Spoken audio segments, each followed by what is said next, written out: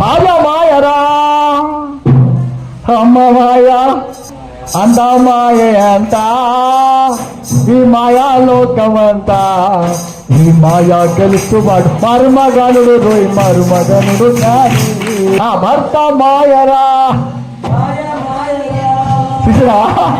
అంత అంత మాయనంట ఈ మాయా బతుకు ఇంత ఈ మాయా ప్రేమ నుండి బయట వచ్చేవాడు మర్మగనుడు జ్ఞాని ఏ మాయా ప్రేమ నుండి బయట పడేవాడు మర్మగనుడు. ఆ మాయా ప్రేమలే నీలో యేసుక్రీస్తులో ఉన్న అనుబంధాన్ని, యేసుక్రీస్తులో ఉన్న సర్వత్వం నుండి, యేసుక్రీస్తులో ఉన్న పవిత్రత నుండి నీకు బయటికి తీసుకొస్తుంది.